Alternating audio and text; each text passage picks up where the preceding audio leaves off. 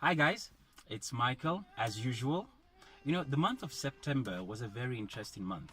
In the month of September, we looked at a topic titled Understanding Calling, where we were able to define calling, looked at the features of calling, and honestly, it's really helped some of us, me in particular, shape how I manage my day-to-day activities, because now I'm more cautious to understand that every activity, everything I put my time into should be in an effort to fulfill my calling. Right, I'm going to quickly summarize what we learned last month, and the account that we focused on was Abraham from Genesis chapter 12 all the way down to 17.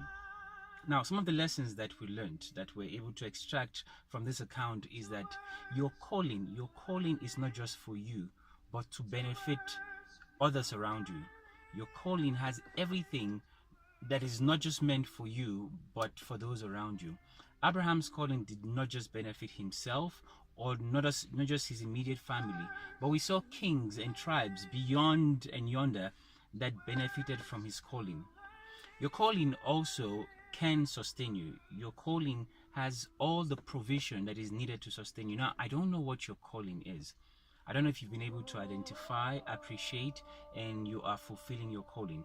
I know it can also be challenging, but the encouragement is that your calling will sustain you. Your calling will sustain you. Now, we see something very unique in what Abraham did.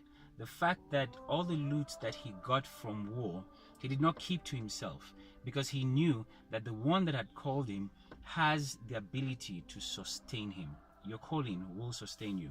All right. In Genesis chapter 15, we were to understand that callings sometimes are so heavy that the called, which is yourself and myself, we suffer fear.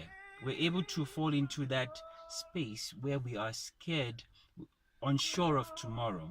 So fear is possible, but it is also important that every time we find ourselves in that space where we are scared, where we're unsure, where doubt begins to creep in, that we go back to the one who called us.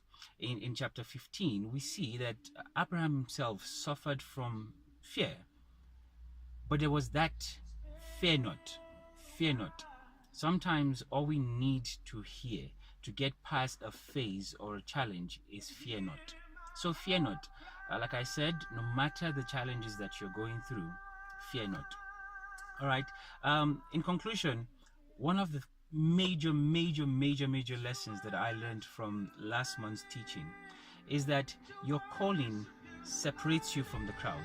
It helps you in decision making. Listen, if you know your calling and you're clear about it and you're fulfilling it, it will dictate the kind of man that you find as a possible husband. It will dictate the kind of woman that you allow into your space. It dictates the kind of business that you go into and the kind of activities that you engage in. Because if these things are in opposition to your calling, then they either limit you or they do not allow you fulfill calling. Right? So today, my encouragement is that you answer this very straight question. Do you know your calling? What is your calling? Do you wake up every day in fulfillment of your calling? Right? Just ponder on those questions. But if you do need more info, join us in our next session if you have time. You'll find my information on my YouTube page and Facebook page as well. But in the meantime, I'd like you to drive safe, keep well, and most importantly, have a very profitable day. Bye.